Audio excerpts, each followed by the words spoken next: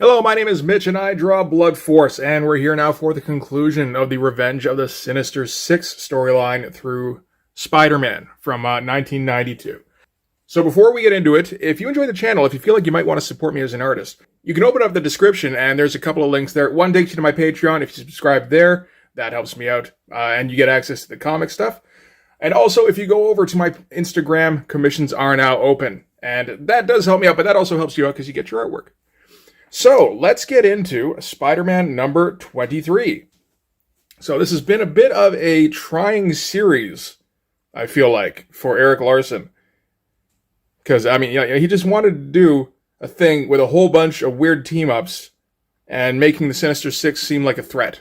And apparently not allowed to do that without his house burning down, and that just threw a monkey wrench into everything. But we might as well start with the cover. That ain't bad. That is a whole mess of characters, I'll give it that. It still feels like he's not able to go at it 100% because you look in the background and it's not only is it templates, it's like he didn't have time to really make the templates try to look like anything.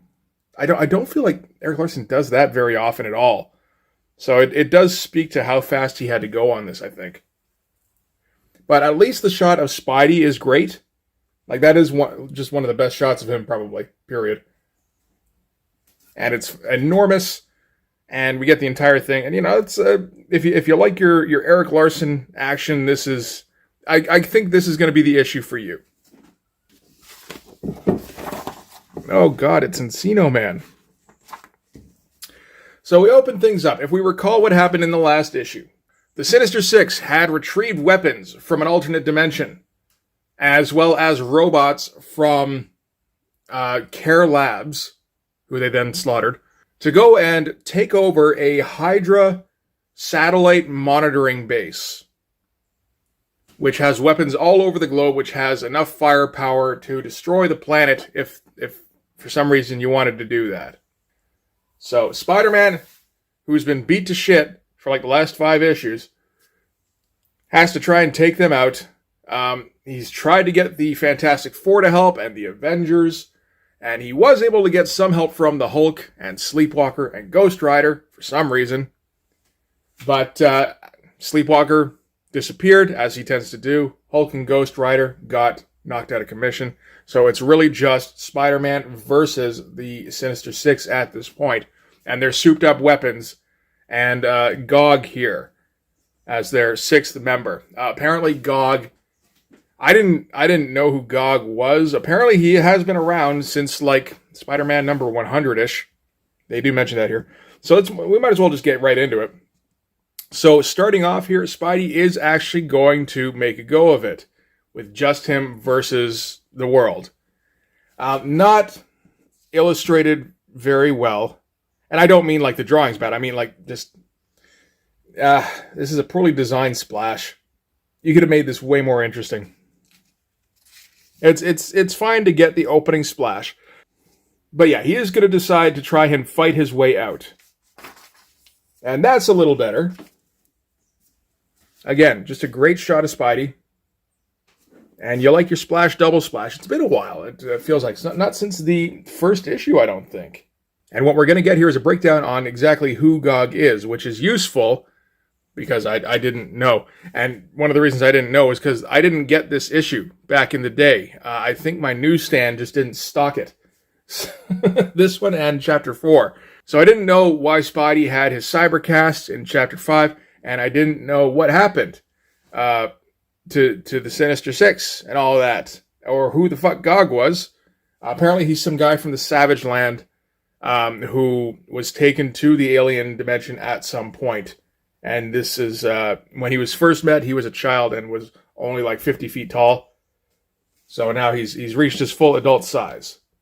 So Spidey's plan is to try and just basically fight his way out of here because he knows he has absolutely no chance. Which probably doesn't sit too well because, that means you're leaving the Sinister Six in charge of their ridiculous arsenal. But yeah, that is a good-ass shot with a giant Kirby-esque monster. All right, so we're going to cut to de facto Clark Kent, who's outside reporting on the events transpiring. And we're going to get different reactions here. And you can kind of guess who everybody is based on the cover. So we got first Ben Grimm reacting, saying, we just got back from one brawl. Answering machine has Webhead on it, inviting us to drop in on another. And we've got, again, all sorts of templates. That must mean Solo, I guess. And then we've also got somebody with a basketball. And the only other person who shows up is Nova. So I guess this is Nova, who's a little miffed that he's missing this whole fight thing. And then we're going to cut to Mary Jane going in to see the people in the movie about the nude scene. And this is, I think, the point where you start going, okay, none of this has really led to anything. This has all been pointless. It didn't intertwine. There's no resonance between the Mary Jane storyline and the Peter storyline. And it really just was there to take up space. And because Erik Larsen likes to, I think he likes to have a full life for his characters, where, there's other aspects to them apart from, who they are as superheroes. And then, I got to try and get by in my day to day. Oh, this job's so hard. They also got like marital problems. They've got like social problems, all that kind of thing. Which is all well and good, but it does now make this feel like it was all padding. So, cut back to the fight. It's still just Spidey versus everybody. And he's doing an okay job of holding his own at this point. Even though he's been beat to shit, again, for like 5 issues straight. He probably shouldn't be doing okay. Again, cool shots. I do contend, I think, that Erik Larsen does the best Spider-Man poses.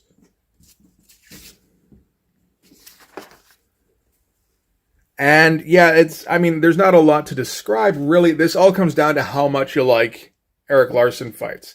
I like them okay. Like, I don't think they're the greatest thing ever, but they're pretty good.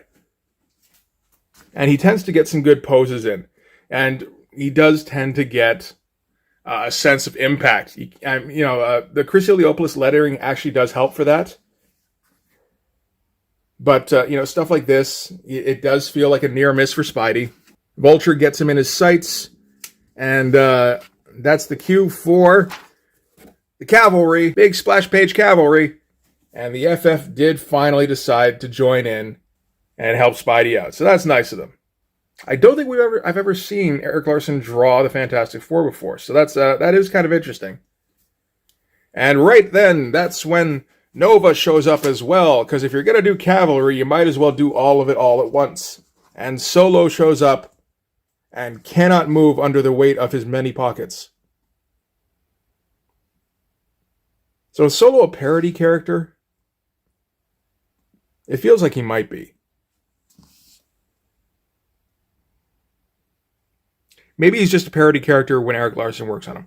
That said, I don't know who else ever worked on him. So now Mysterio is going to work and show these cretins what real power is, which is reasonably effective use of Mysterio, actually, where he can cast illusions. So the Thing thinks that Mr. Fantastic is Doc Ock. Spidey thinks Human Torch is Electro. Invisible Girl thinks Nova is Hobgoblin. I do actually like these cuts too. Like, that looks pretty good. And we're having to go a little quick on the rendering here, because he had the triple gatefold he had to do. And he's still playing catch up on his schedules, probably. This is for Contra 3. I never played Contra 3. I feel like I should have.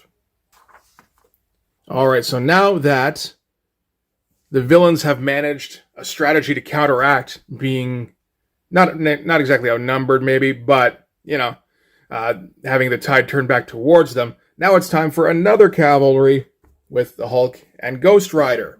And Ghost Rider gets his head knocked clean off, which apparently does not injure him. And we get a classic Thing versus Hulk shot. Again, because of Mysterio. That's nice for him to throw that in. That feels like one of the first dream matches of Marvel was the Hulk versus the Thing. And they went back to that well a lot, and it feels like they still do it, and it feels like it still pays off. I know they did it in, I saw it in Immortal Hulk. And it was pretty good in that one, actually. Immortal Hulk was not a bad series, up until the end, at least. Alright, so now, Mysterio is going to be knocked out by Deathlock. Because remember, he was in this too. Nobody knows why, but he was. And these are not all of the heroes involved in the story, but these are all the ones that are just going to confront them now. And Gog really doesn't have much he can do other than kind of... I think this might be him crouched over the building. And like hanging on and reaching in with his one arm and just kind of scoop it around. It's a little difficult to tell exactly what's going on there, but I think that might be the case. So, we got Hobgoblin still going here. Another great shot of Spidey here. And nice vertical panels. So, you really get to stretch out your usage of them. Get a nice big shot of them. And now we're just getting random fight stuff to pad out the issue. It all looks fine. But, none of it is important. Really, none of it adds to the fight. There's no changing of momentum. There's no events happening here. Until the end here where Solo has what looks to be a really big gun. And uses it to shoot Gog, which Spider-Man has a problem with because he still doesn't like superheroes killing supervillains. Which is fine. He does blow up Ock's spaceship here, though. Which is kind of a blink and you'll miss it kind of thing.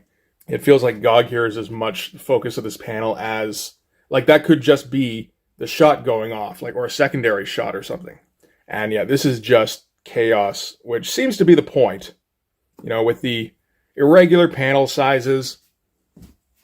And just sound effects all over the shop. Going every which way, punching here, shooting back here, punching here, I think. Yeah. Like, it gets hard to even keep track of which direction things are going sometimes. Oh, that was Spidey trying to punch Solo, and then Solo teleporting out.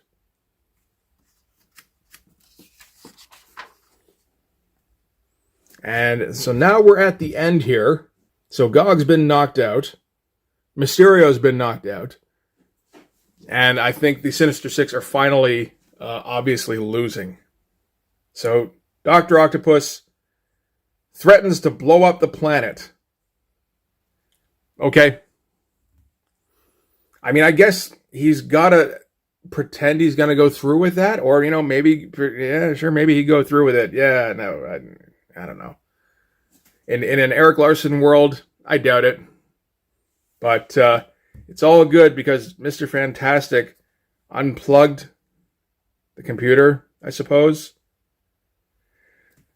I guess that's clever. I feel like that's been done before, maybe. And now Hulk's going to get his revenge on Dr. Octopus by swinging him around by his arms, which I don't get, because Dr. Octopus could just use the arms to lift up the Hulk, and then he would have no leverage. And Vulture and Hobgoblin here decide that they're not sticking around for this now. They've clearly lost, time to fuck off. So that they don't, anybody who stays behind at this point just gets to go to prison.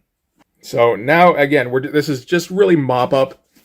Ghost Rider decides that this robot needs to feel his vengeance as well, because the robot probably hurt an innocent at some point, as maliciously, did not subscribe to the Asimov laws. And Ghost Rider is all about taking justice to these miscreant robots. On an unrelated note, I'm planning on doing Magnus sometime soon. And just pointless puns. Burn, baby, burn from the Human Torch here. I guess it's a matter of, he's here. I'm using this character, so I might as well get some fire puns in. I know how that is. And Electro's not. Electro is actually last man standing. Well, just about, except for Octopus. But, that feels kind of surprising. You'd think he'd be one of the first ones to run. And Spider-Man appears right in front of him, which confuses Electro, as well as me. And then it turns out Invisible Woman just, made him invisible for a second there. Which, I don't know how you get in here without getting fried regardless. But I guess that's okay. And now Dr. Octopus is going to take on everybody by himself. And because he has the adamantium arms, which are limitless, they can't just go out forever, and their power source is endless. I suppose he could potentially actually win that. Except that Glass Man shows up. So this is Sandman. And this is what's become of him. Which is a cool idea. And he just fucking shreds up Octopus, I guess. Which I think couldn't help but kill him. They say you could have killed him. But it's like, I think it's not just a could, it's how did you not? You must have been extremely careful to avoid every single artery. Even then, I would think just total blood loss would probably do it. And it's a little surprising that it actually even made it into a Marvel book, thinking about it. Savage Dragon, sure. And it's not a case of, because Todd had an editorial change in Spider-Man number 16 where he couldn't show Juggernaut getting stabbed in the eye. That did, that was a bit more clear. It isn't even 100% clear here whether he gets cut. There's a little bit of ink spatter, but very little, very judiciously placed to just kind of give the impression of what's going on. So with Dr. Octopus having been completely shredded, that means the fight's over now. And Hulk and Ghost Rider take off immediately. Fantastic Four are going to take Gog with them and shrink him down just so that he's a bit more manageable. Just seems like common sense to Reed Richards. Like, man, that's... Yeah, if you can do that, yeah, you might as well. Yeah, thank you. And Spider-Man has turned Sandman back into sand. So he got a hold of Dr. Octopus's gun. And he's going to chew him out for behaving more like a supervillain than like a superhero. Because remember, Sandman, he's trying to turn over a new leaf at this time. And we're going to cut back to Peter and MJ, just kind of talking about how Peter's day went. I would imagine these conversations get a little one-sided. That's got to be a little rough. It's like, if you're like MJ and nothing you do is really all that bad. It's like you can have like frustrating moments, but never really feel like you're being challenged, or or at the very least, never bring it up to your husband, because he'll just go, "Oh, yeah, whatever." I got in a fight with 6 superpowered people and was almost killed several times this week alone. Yes, no, I'm sure your difficulties at the gym, they probably really tried your patience. Absolutely. And MJ tells him that she is turning down the role because once she suggested that they remove the nude scene, the filmmakers were all like, well, we don't really know if we want you then. Which is, okay, fair.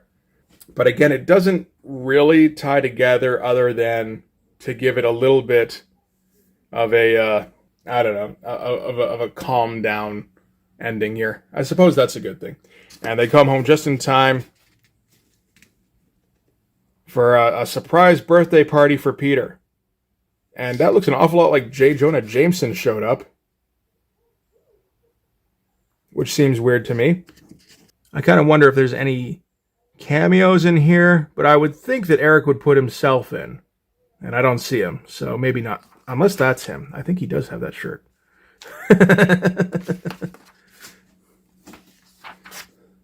All right. And that's going to do it for Revenge of the Sinister Six. So, how was it overall? I mean, it was okay. There was an awful lot of... It's tough to give it like a proper appraisal because of the fact that it got interrupted halfway through. And Erik Larsen had to figure out what the fuck to do from there. That is tough, no doubt. You get an awful lot of fights. And, you know, like a fair amount of splashes and big images. It does all feel kind of dumb. I'll say that. This is not the smartest that this book has ever been. That said, it is better than what came before it with the Todd stuff, I'd say. You know, I'd say that's like equally dumb, but this is more appropriate for Spider-Man, this type of storyline. If you throw out the weird thing where Mary Jane keeps arguing about doing a nude scene in a movie, which again, doesn't quite feel like a Spider-Man thing at this time. I don't know about these days anymore, but probably. Well, they're not married now, right? But yeah, all in all, I mean, not exactly a classic story, but for Erik Larsen kind of giving a send-off to a character that he spent a few years on and definitely put his stamp on. It's not the worst thing. It would have been nice if he'd been able to really plot out something that, you know, because he can come up with some interesting storylines, I'm pretty sure. Reasonably sure. We just didn't quite see it here. But, you know, what can you do? But that's going to do it for this one. So thanks very much for watching. If you like this video, please hit like, hit subscribe, hit the notifications so you know when the next thing's coming up. The next thing won't be Magnus, but a little bit from now, you know. Open up the links in the description. Go subscribe on my Patreon to get access to the Blood Force comic as well as these videos before they get uploaded to YouTube, usually a week or so in advance. Then go over to my Instagram and commission some artwork for yourself. Treat yourself. That artwork isn't for me, it's for you. Let me do something nice for you, and then pay me for it. But yeah, that's going to do it for this video. Thanks again for watching. I'll see you guys in the next one. Bye-bye.